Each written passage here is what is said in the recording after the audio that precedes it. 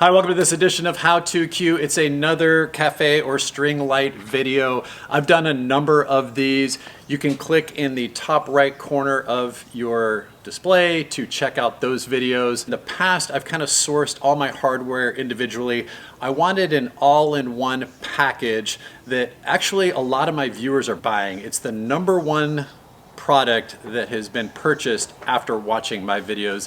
It's by Bellio. There's a number of them. This is not sponsored. This is not paid for, but I wanted to use their kit on this light install. So let me take you through what's available in this kit, why I like it, and then I'll take you through the install. All right, everything comes in this neat little box. It's got all the wire and hardware you should need. Here's a picture of it. You can always pause. If you are connecting to brick or block, check out the video in the top right corner. Okay, a couple things I like about this kit. First of all, the wire. It's hard to tell when you're looking at this online how thick this is. It's really low profile. I think it's a 1/16 of an inch. You can take very simple small wire cutters and cut these. It's very simple to do. Okay, the other thing I like about these are locking mechanisms. Here's a close-up view of these. Basically, you feed the wire through one hole like that and back through the other hole. There's your loop, and then you just tighten down with your Phillips head. So there's your loop.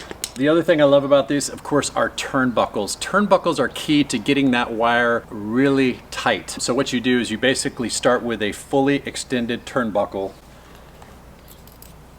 hook it onto the screw eye like this. You can either hook it on here or you can hook it onto the end of the wire. You turn this centerpiece to basically tighten them up. This closes down and there you have the turnbuckle. Let me go over the setup we had for this install. I'm going to start by kind of building it on the ground. I'm going to get all the hardware out that I'm going to need, and then I'm going to use that to go around and install. Let me show you what I'm talking about. So basically the main junction of the wire and this project is going to be the hardware at the bottom. I'm just using that hook that's screwed into the wood fascia with 2 turnbuckles. I've got a separate garage that the other line's going to, and then it's going to come back to the house. It's going to be a triangle pattern. Very simple setup because it's all going into wood. All right, one of the things you have to consider when figuring out how you're going to set up your string lights is obviously power. We do have an outlet under the eave of the roof. So basically we have power up here going through a Wi-Fi device, so we can set it on a timer, decide it comes on at 6, goes off at 8, or we want to turn it off and turn it on demand. We also included these tabs that are easily nailed in to basically help run the wire, keep it neat looking. All right, this is kind of where the main junction of the string lights happen. So I've basically got that screw eye hook. You've got the screw eye, the 2 turnbuckles. I'm giving you a close-up shot of that right now. And then you basically have the loops in the wire. This is kind of out, this is out of the elements. It's under the eave. It's not gonna really get wet. The other key thing on this was the distance, and I'll talk about that now.